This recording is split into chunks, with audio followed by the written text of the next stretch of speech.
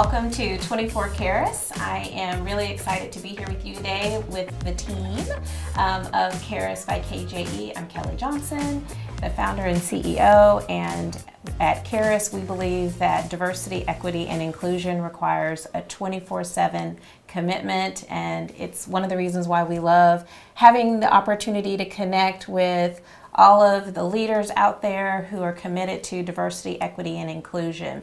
So I'm going to have my special guests, which are really the leadership team at KEIRUS.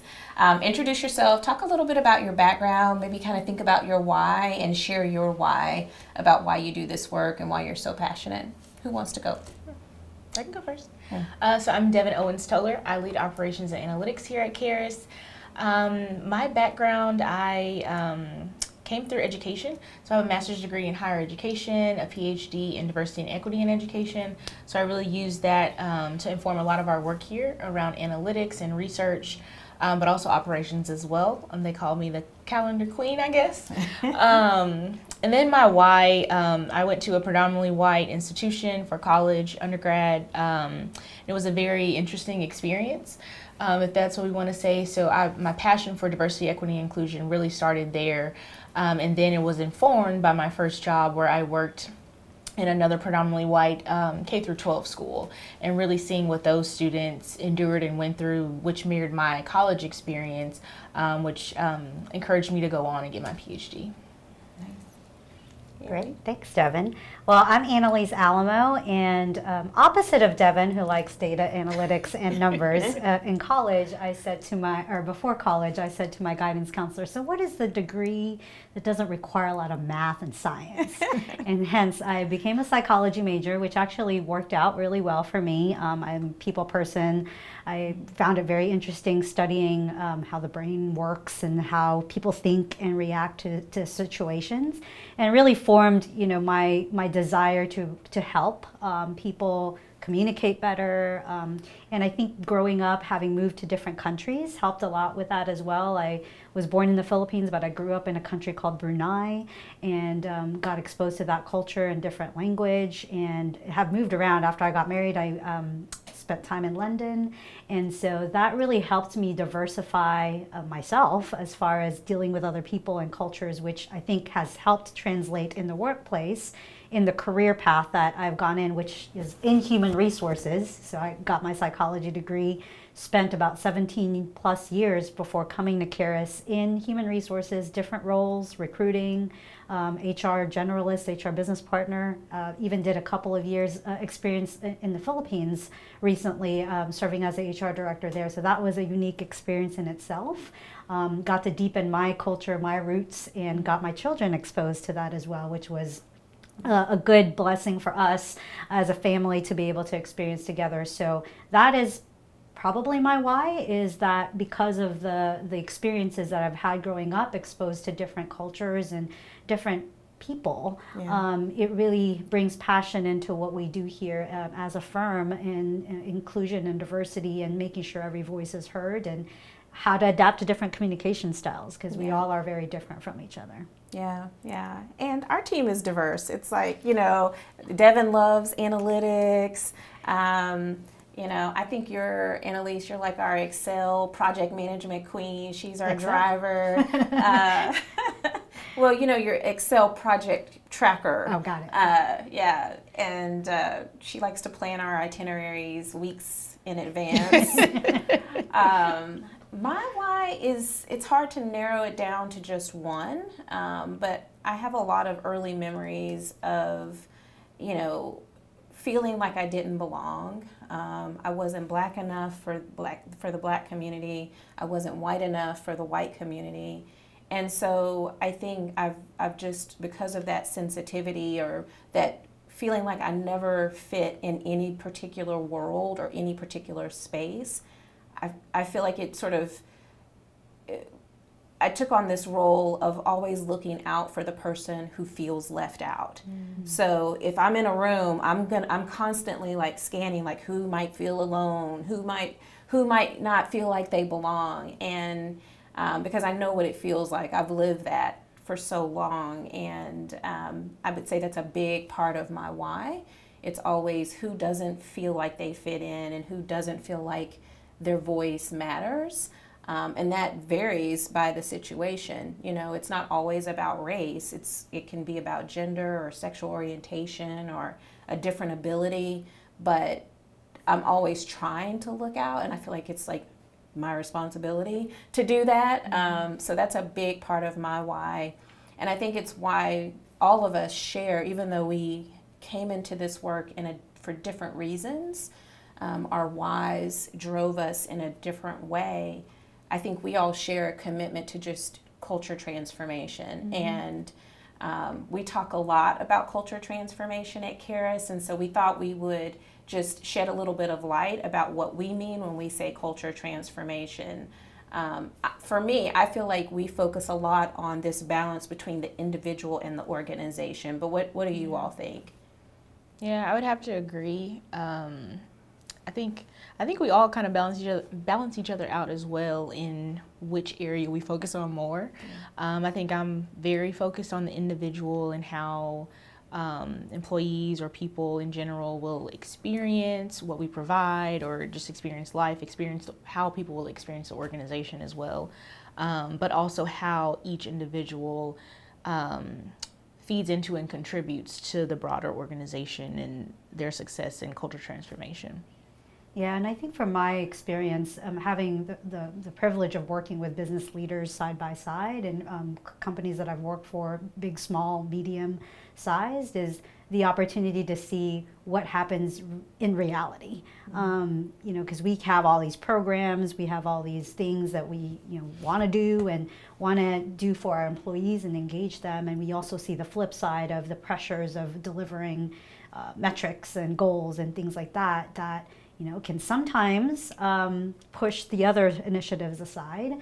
And so it's definitely a we work. We always say it's the power of we, and it's how we work. Yes, we individually can contribute, so we all need to feel empowered that we have an ability to do something, but it's also a collective effort as well.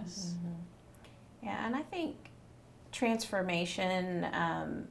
What's really important to me is that internal process, that internal growth for leaders. I probably skew a little bit towards senior leadership because I have seen the impact of a strong, inclusive, empathetic, culturally intelligent leader. I've seen it in my own career, but I've seen it in organizations.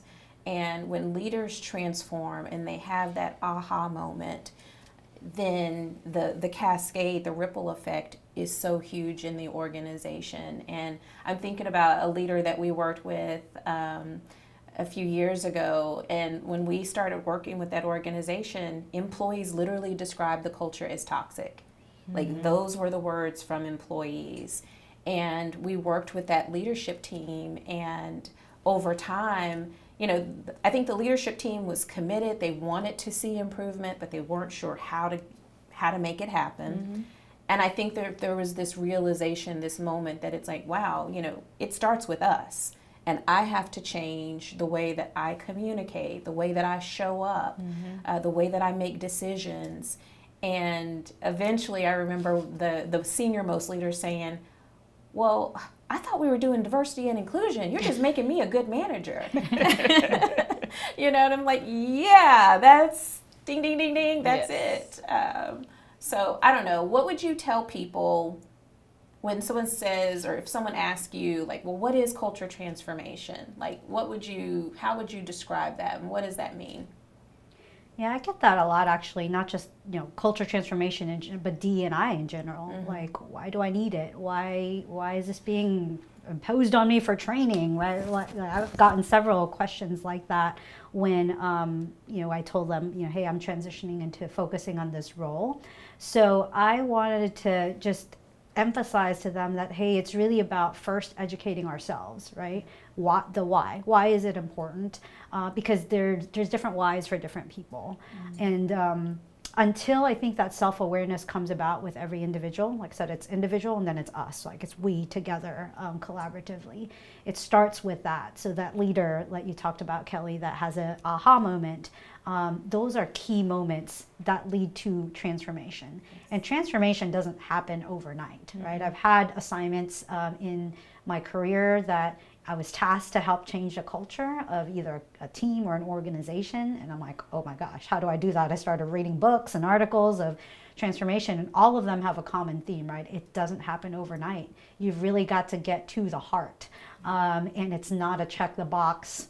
I did my team building, I did my diversity training. It's all about getting to the heart. And that's what's challenging in the workplace, is because we don't usually talk about our feelings or how we feel and sensitive topics, but they do matter, right? Because we always say an engaged workforce or a happy workforce is a more productive workforce. You'll have less turnover, you'll have more people passionate about what they do. So that to me is the evolution of culture transformation. It happens over time, but it happens with individual commitment and awareness. Yeah. That's so good. What would you say? For me, culture transformation is really about creating change in the organization, but creating spaces and opportunities, experiences for the individuals, but the organization to really make a positive impact on one another, on your teams, but also on the world.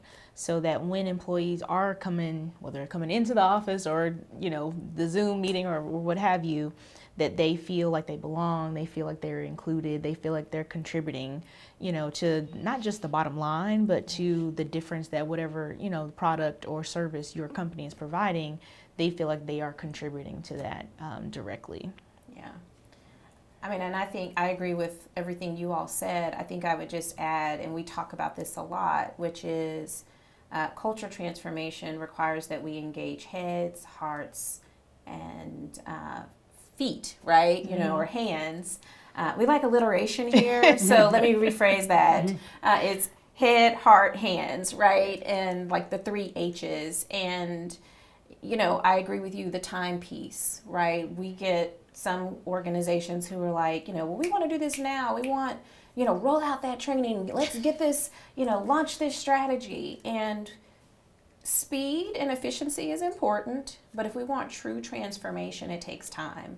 And I think we also really try to focus on meeting people where they are and trying to intuitively understand, we see you, like we see where you are right now, and based on that, here's our recommendation based on the goals that you have. Here's our recommendation on how you're going to achieve what you say you want to achieve. I'm working out with a trainer right now, and it's like I got a goal, and it's a process. It requires looking at my eating and my exercise, my sleep, the stress management, and unfortunately, I feel like when it comes to the workplace, we look for a lot of quick fixes. And I think that's one of the reasons why diversity, equity, and inclusion work is always met with this skepticism, is this going to be a flavor of the month? What's my ROI? Yes, because we are just trying to let's throw this out there. Let's communicate on this, or let's do an employee resource event on this topic. But where are we really trying to go? And what are the unspoken conversations that need to happen? What are the processes that are getting in the way that are completely opposite of what you say you want to achieve? So, anyone else have anything to add? Yeah, I would just say, that time commitment, I think, is most important. Realizing that a lot of companies are, quick results, one's results, right? And this is something that it just, like I mentioned, takes time and commitment and patience. That honestly, if you're a high-performing, high-achiever, maximizer like myself, wants to get things done quickly, it can take it can take some patience to say, okay, I recognize that this process is going to be a process, that we're planting seeds, that sometimes we plant seeds that we won't see fully blossom because we either onto something else or people transition or what have you. But it's a cycle, right? It keeps happening. Yeah. I think another word I want to add is being intentional, and just having the intentional plan, the intentionality of everything that we do when we're working with an organization, even down to the communication templates. Everything is very intentional. because we have to communicate what we're doing, why we're doing it, the WIFM, what's in it for, you know, each individual, why it's important to the individual and to the organization as well, and making sure that we're bringing everyone along the journey and not kind of dragging them, kicking and screaming. Mm-hmm, yeah. Mm-hmm. Yeah, I think that's a key word, that intentionality, and just, you know, I think it's one of the things that our clients appreciate about us is that we see around the corner for you, or at least we're trying to, to the degree that they will let us in. And I think that is what really helps our clients achieve results. So sometimes the metric doesn't look like it's moving, but there's some intangible results that are already happening.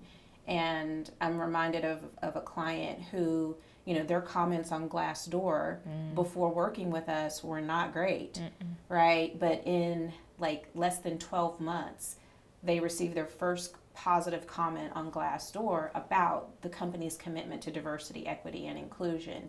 And so their hiring results from a diverse representation, they may not have improved within those 12 months.